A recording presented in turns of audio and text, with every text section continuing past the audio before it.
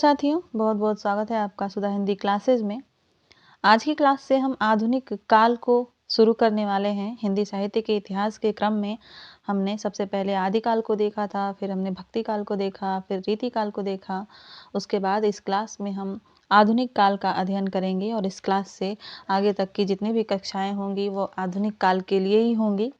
तो चलिए शुरू कर लेते हैं आधुनिक काल। क्लास अगर अच्छी लगे तो क्लास को लाइक करिएगा और चैनल पर पहली बार आए हों तो चैनल को सब्सक्राइब अवश्य कर लीजिएगा और साथ ही बेल आइकन को भी प्रेस कर लीजिएगा ताकि आगे से कोई नई क्लास हो तो आपको नोटिफिकेशन पहुंच जाए। चलिए शुरू करते हैं आधुनिक काल को। आधुनिक शब्द का क्या अर्थ होता है?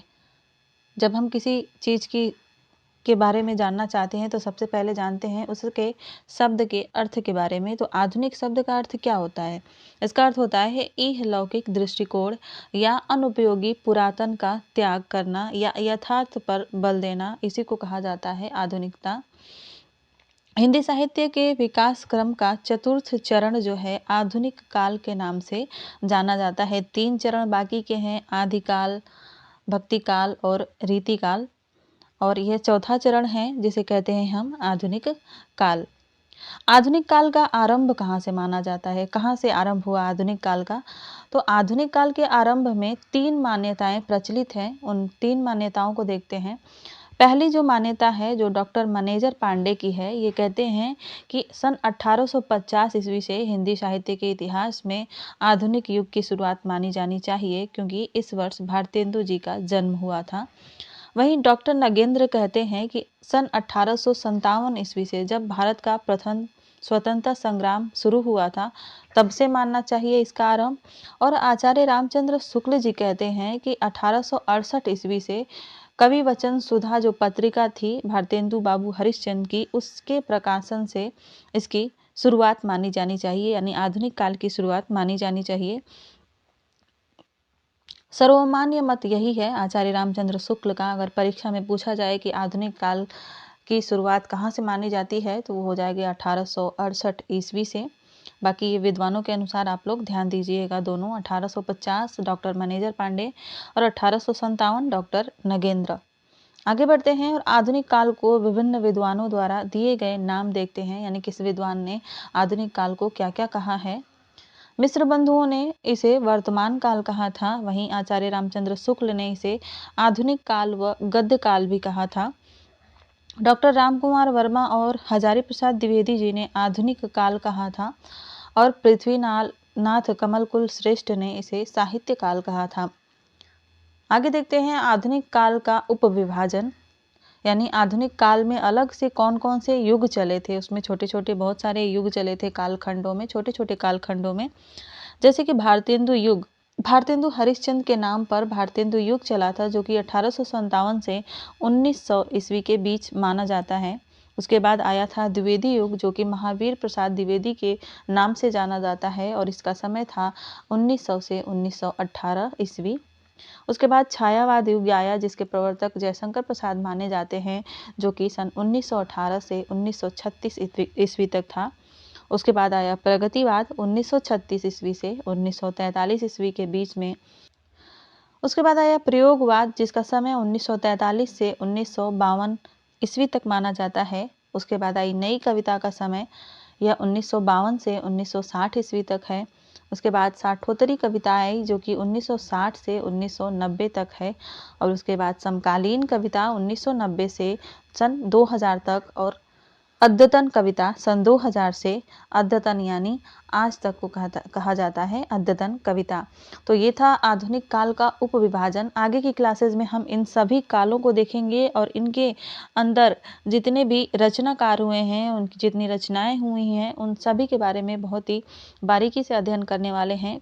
वीडियो अच्छी लगे तो लाइक करिएगा और कुछ पूछना चाहते हैं तो कमेंट में पूछ सकते हैं। आगे बढ़ते हैं और देखते हैं आधुनिक काल की विशेषताएं। आधुनिक काल की कौन कौन सी विशेषताएं हैं, क्योंकि परीक्षा में ऑप्शन देकर पूछ लिया जाता है कि निम्न में से आधुनिक काल की विशेषता नहीं है या है। तो आधुनिक काल में गद्य की प्रधानता थी, काव्य भी लिखे गए लेकिन गद्य ज़्यादा लिखे गए थे। साहित्य के विभिन्न विधाओं का आरंभ हुआ था। विषय विविधता खूब मिलती है, साहित्यिक भाषा के रूप में खड़ी बोली की प्रतिष्ठा हुई थी और शोषण अत्याचार का विरोध हुआ था। ये मुख्य विशेषताएं हैं आधुनिक काल की। आगे बढ़ते हैं और शुरुआत करते हैं भारतेंदु युग की। सबसे पहले बात करेंगे भारतेंदु युग की समय सीमा पर। अलग अलग विद्वानों ने, अलग अलग आलोचकों ने भारतेंदु युग की सीमा अलग अलग बताई है और उन सभी विद्वानों के अनुसार हम एक एक करके देखेंगे। जैसे मिस्र बंधुओं ने भारतेंदु युग की सीमा 1869 से 1888 मानी है। वहीं आचार्य रामचंद्र शुक्ल इसकी समय सीमा 1868 से 1893 मानते हैं, 93।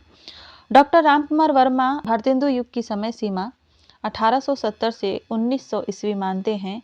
वहीं रामविलास शर्मा की बात करें तो ये 1857 से 1900 तक जो है भारतेंदु युग की समय सीमा बताते हैं। केसरी नारायण शुक्ल इनके अनुसार भारतेंदु युग की सीमा 1868 ईस्वी से 1910 तक है।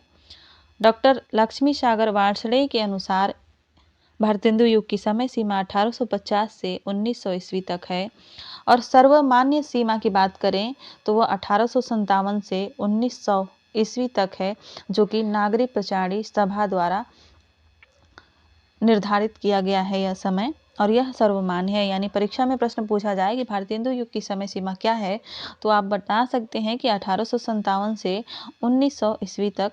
और अलग अलग जब पूछे अलग अलग विद्वानों के अनुसार, जैसे मिश्र बंधु के अनुसार, शुक्ल के अनुसार, रामकुमार वर्मा के अनुसार, तो आप इनके अनुसार इन सनों को याद करके आप बता सकते हैं। आगे बढ़ते हैं और भारतेंदु युग को अनेक विद्वानों द्वारा अलग अलग नाम दिए गए थे, उसको भी देखते हैं। यानी किस विद्वान ने भारतेंदु युग को क्या क्या कहा है। जैसे कि आचार्य रामचंद्र शुक्ल ने इसे नई काव्यधारा का प्रथम उत्थान कहा है। वहीं डॉक्टर नगेंद्र इसे भारतेंदु युग और जागरण काल कहते हैं। रामविलास शर्मा इसे नव जागरण काल कहते हैं और महावीर प्रसाद द्विवेदी इसे भारतेंदु काल कहते हैं। नंद दुलारे वाजपेयी इसे भारतेंदु युग कहते हैं। क्लास में आगे देखते हैं भारतेंदु युग की प्रवृत्तियां या विशेषताएं क्या थीं। भारतेंदु युग की विशेषताओं की बात करें तो इसमें राष्ट्रीयता की भावना मिलती है, राजभक्ति की भावना मिलती है, सामाजिक चेतना भी खूब थी, भक्ति भावना थी, प्रकृति का वर्णन भी हुआ, समस्या पूर्ति बहुत ज़्यादा हुई। यानी भारतेंदु युग की विशेषता भी है समस्या पूर्ति। हास्य व्यंग की प्रधानता थी, श्रृंगारिकता की भी प्रधानता थी, पत्र पत्रिकाओं का प्रकाशन खूब हुआ, यहीं से पत्र पत्रिकाओं का आरंभ हुआ और नवीन विधाओं का भी आरंभ हुआ। पद्य में ब्रज भाषा तथा गद्य में खड़ी बोली का प्रयोग होता था।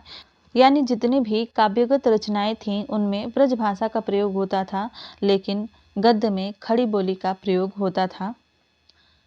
आगे देखते हैं भारतेंदु युग के संदर्भ में आलोचकों के कथन, जो बहुत ही महत्वपूर्ण है परीक्षा की दृष्टि से। सबसे पहले रामस्वरूप चतुर्वेदी जी का कथन है। ये कहते हैं कि हिंदी साहित्य में पुनर्जागरण भारतेंदु के माध्यम से अवतरित होता है और तब वह स्वाभाविक है कि वे आधुनिक काल के प्रवर्तक माने जाते हैं। टैक्स, महामारी, धन के विरुद्ध में वे आवाज उठाते हैं, स्वदेशी और मातृभाषा के प्रयोग के लिए आग्रह करते हैं। यह कथन है रामस्वरूप चतुर्वेदी जी का। अगला कथन विश्वनाथ प्रसाद मिश्र का है। ये कहते हैं कि भारतेंदु युग का साहित्य राष्ट्रीय जागरण का संदेश है। छोटा सा कथन है, वेरी इंपॉर्टेंट है। अगला कथन है रामविलास शर्मा जी का। ये कहते हैं कि भारतेंदु युग का साहित्य व्यापक रूप से गदर से प्रभावित है। रामविलास शर्मा जी का एक और कथन देखते हैं, बहुत ही महत्वपूर्ण आलोचक हैं हमारे लिए अध्ययन की दृष्टि से। इनकी रचनाएं बहुत ही अच्छी होती हैं, पढ़ने लायक होती हैं। ये कहते हैं कि भारतेंदु युग का साहित्य जनवादी इस अर्थ में है कि वह भारतीय समाज के पुराने ढांचे से संतुष्ट न रहकर उसमें सुधार भी चाहता है। रामचंद्र शुक्ल इनके बारे में क्या कहते हैं? शुक्ल के बिना तो कोई भी क्लास अधूरी ही लगती है। शुक्ल जी के कथन बहुत ही महत्वपूर्ण है। ये कहते हैं कि भारतेंदु ने हिंदी साहित्य को एक नए मार्ग पर खड़ा किया। वे नए साहित्य के नए युग के प्रवर्तक थे। नंद दुलारे वाजपेयी कहते हैं कि हिंदी साहित्य में विषय विविधता, सामाजिक सरोकार, भाषा का परिमार्जित रूप पहली बार भारतेंदु युग में ही परिलक्षित होता है। डॉक्टर शंभुनाथ शर्मा का कथन है कि हिंदी नवजागरण केवल हिंदी भाषा की उन्नति नहीं है, यह एक राष्ट्रीय जागरण भी है। बहुत ही इंपॉर्टेंट क्वेश्चन है, यह भी आप लोग नोट कर लीजिएगा। अगला कथन रामविलास शर्मा जी का है। ये कहते हैं कि भारतेंदु युग कि एक ओर मध्यकालीन दरबारी संस्कृति थी तो दूसरी ओर आम जनता के एक सामाजिक और राजनीतिक आंदोलन के लिए वातावरण तैयार करना था।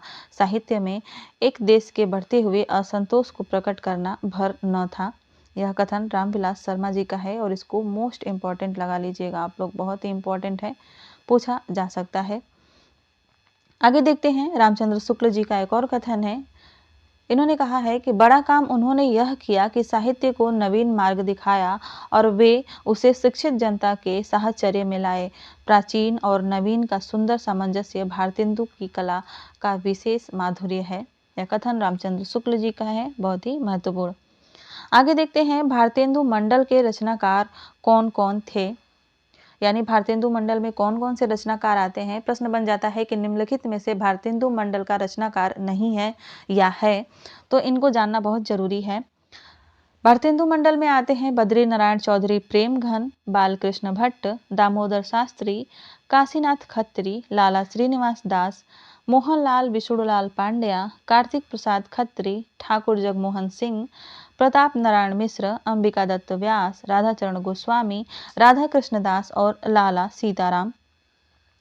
भारतेंदु युग के रचनाकारों को हम आरोही क्रम में देखेंगे, उनके जन्म और निधन के समय के अनुसार, जो परीक्षा की दृष्टि से बहुत ही महत्वपूर्ण है। सबसे पहले आते हैं राजा शिव प्रसाद सितारे हिंद, जिनका समय है 1823 ईस्वी से 1895, यानी इनका जन्म है 1823 ईस्वी में और निधन है 1895 ईस्वी में। यहाँ आप जन्म लिख लीजिएगा, ये वाला कॉलम जन्म का है और ये वाला कॉलम जो है वो निधन वर्ष है, ठीक है। राजा लक्ष्मण सिंह का जन्म 1826 ईस्वी में हुआ था और निधन 1896 ईस्वी में हुआ था। बालकृष्ण भट्ट का जन्म 1844 ईस्वी में हुआ था और निधन 1914 ईस्वी में हुआ था। बाबू तोताराम का जन्म 1847 ईस्वी में हुआ था और निधन 1902 ईस्वी में हुआ था। भारतेंदु हरिश्चंद्र का जन्म 1850 ईस्वी में हुआ था, निधन 1885 ईस्वी में हो गया था। बहुत ही कम उम्र थी इनकी, लेकिन उतनी ही कम उम्र में इन्होंने हिंदी साहित्य को वो दिया जो अब तक कोई नहीं दे सका है। लाला श्रीनिवास दास 1850 ईस्वी में जन्म, 1887 ईस्वी में इनका निधन हुआ था। बद्री नारायण चौधरी प्रेमघन 1855 ईस्वी जन्म, 1922 ईस्वी निधन। प्रताप नारायण मिश्र 1856 ईस्वी में इनका जन्म हुआ था और 1894 ईस्वी में इनका निधन हो गया था। ठाकुर जगमोहन सिंह, इनका जन्म 1857 ईस्वी में हुआ था और इनका निधन 1899 ईस्वी में हो गया था। अंबिका दत्त व्यास 1858 ईस्वी में जन्म हुआ था और 1900 ईस्वी में इनका निधन हो गया था। वही बात करते हैं राधाचरण गोस्वामी की, तो इनका जन्म 1859 ईस्वी में हुआ था और इनका निधन 1925 ईस्वी में हुआ था। देवकीनंदन खत्री की बात करें तो इनका जन्म 1861 ईस्वी में हुआ था और निधन 1913 ईस्वी में हो गया था। बाल मुकुंद गुप्त जी का जन्म 1865 ईस्वी में हुआ था और इनका निधन 1907 ईस्वी में हुआ था। किशोरीलाल गोस्वामी का जन्म 1865 ईस्वी में हुआ था और इनका निधन 1932 ईस्वी में हुआ था। राधा कृष्ण दास का जन्म 1865 ईस्वी में हुआ था और 1907 ईस्वी में इनका निधन हो गया था। ये भारतेंदु मंडल में सबसे छोटे थे उम्र में। वहीं बात करें सबसे बड़े यानी वरिष्ठ की, तो वो थे बालकृष्ण भट्ट, ये भारतेंदु मंडल में सबसे वरिष्ठ थे। तो इन तथ्यों को आप लोग ध्यान दीजिएगा। ये पैराग्राफ जो है ये पूरा चार्ट यूजीसी नेट के विद्यार्थियों के लिए बहुत ही महत्वपूर्ण है। हालांकि ये सभी परीक्षा के लिए महत्वपूर्ण है, चाहे आप किसी भी परीक्षा की तैयारी कर रहे हैं हिंदी साहित्य से, तो उन सभी परीक्षाओं के लिए महत्वपूर्ण है। लेकिन यूजीसी नेट में क्रम से प्रश्न पूछा जाता है, जन्म समय के अनुसार क्रम से लगाने वाले प्रश्न आते हैं, तो उसके लिए यहाँ पर ये चार्ट बहुत ही महत्वपूर्ण हो जाता है। इसको आप लोग अपनी कॉपी में, अपने रजिस्टर में नोट कर लीजिएगा। तो आज की क्लास में हम आधुनिक काल में बस इतना ही देखेंगे। अगली क्लास में हम भारतेंदु जी को देखेंगे, उनकी रचनाओं के बारे में देखेंगे। तो बने रहिए चैनल पर, अच्छे से पढ़ाई करिए, मेहनत करिए, खूब मेहनत करिए और पढ़ते रहिए। अपना ख्याल रखिएगा। धन्यवाद।